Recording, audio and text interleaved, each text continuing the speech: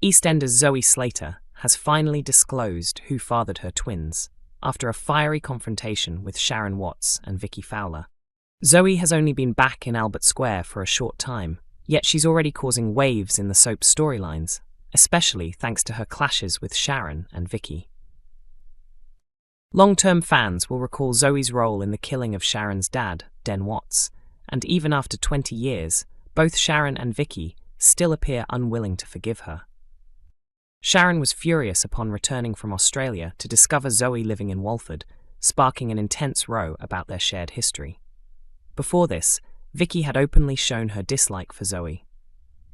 In Tuesday night's instalment of EastEnders, 23rd of September, which dropped early on BBC iPlayer, Zoe and Vicki's animosity escalated into a physical fight in the square, before Sharon confronted Zoe inside the Queen Vic. Zoe stayed composed while her mum Kat stepped in to defend her. Shortly afterwards, Zoe explained her true reason for coming back. She admitted she needed money to track down her adopted son, whom she gave up as a baby after his twin sister tragically died. But Zoe clearly enjoyed dropping a bombshell on Sharon, confessing that the real father of her children was Dennis Rickman, Sharon's late husband. 20 years ago, Dennis Rickman slept with me.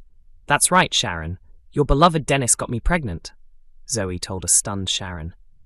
Sharon and Zoe had once been tangled in a love triangle with Dennis, with Zoe even faking a pregnancy to try and keep him. Sharon later had a son, Denny, with Dennis, who was killed on New Year's Eve in 2005. Fans of EastEnders were just as shocked as Sharon, as speculation about the twins' father had been rife ever since Zoe returned, with popular theories pointing to Anthony Truman or even Max Branning. Some viewers, however, doubted Zoe's honesty, remembering her track record of lies since she came back. "I don't really buy this rewrite about Dennis and Zoe, that's if she's even being honest," one fan commented. EastEnders fans work out new character Jasmine's connection in Zoe Slater twist. Jasmine was spotted attempting to secure a job from Cindy Beale at the Albert. EastEnders viewers believe they've uncovered newcomer Jasmine's hidden link, predicting it could tie into Zoe Slater's latest storyline twist. Life has been chaotic for Zoe, who has only just returned to the show permanently for the first time since 2005. Back in the role played by Michelle Ryan, Zoe reunited with her mother Kat Slater, but within days of her comeback, she was accidentally shot in Walford. Fans were then taken back to 2006 in a flashback scene, which revealed that Zoe had secretly given birth to twins. Convinced her baby girl hadn't survived, despite never receiving confirmation, Zoe fled the hospital and chose to put her son up for adoption. Another flashback revealed Zoe had also been romantically involved with Max Branning earlier in the year, even though he was still in a rocky relationship with her cousin, Stacey Slater. When Zoe later broke things off after an altercation with Greg Dolan, an enraged Max set events in motion that led to a dangerous showdown, with the investigator taking the Slaters hostage. Fortunately, the ordeal ended when Kat struck him with a cricket bat, though Zoe remains terrified that her past will catch up with her. On Monday, September 26th, Zoe was questioned by police following Dolan's arrest, only to be reminded of her previous assault on him with a lamp months earlier.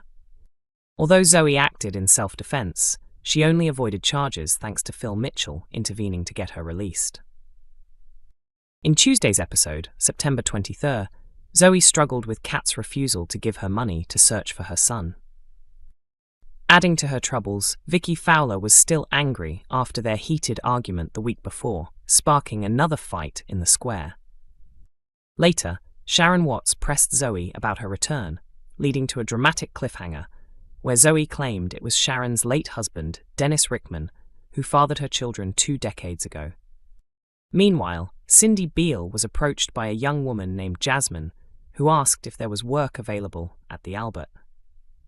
At first, Cindy turned her down, but quickly changed her mind after witnessing Jasmine's determination to prove herself, offering her the job.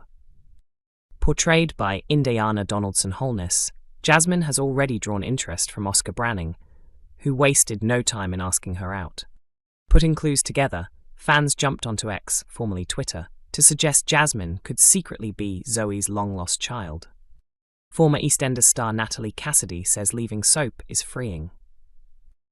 Natalie Cassidy has revealed in an interview with Prima magazine that she loved working alongside the more senior actresses during her time on EastEnders, and she wouldn't rule out making a return one day. The former soap star, best known for playing Sonia Fowler, explained that she always felt a strong bond with the older generation of the cast, citing her late co-stars Barbara Windsor and June Brown as major inspirations. Cassidy stepped away from the long-running BBC drama earlier this year, having portrayed Sonia on and off for over 3 decades. Speaking to Prima, she admitted that working with many of the veteran performers was a highlight for her. "Definitely the older ones, because I've always been a bit of an old soul," she said. "I had such a connection with Wendy Richard and Barbara Windsor, but June Brown was truly my closest and most treasured friend." Windsor, who famously played Peggy Mitchell, passed away in 2020, while June Brown, who portrayed Dot Cotton until her 90s, died in 2022. Richard, remembered for her long-running role as Pauline Fowler, died back in 2009. Cassidy said she wouldn't mind making a comeback for short stints, adding that she's enjoyed reshaping her image since leaving. "Sonia was never a glamorous woman, bless her, and I wanted to honor that. I didn't have hair extensions, I never dyed my hair," she explained. She was a working-class nurse with very little money, but once I stepped away, I thought, I want to be glamorous now.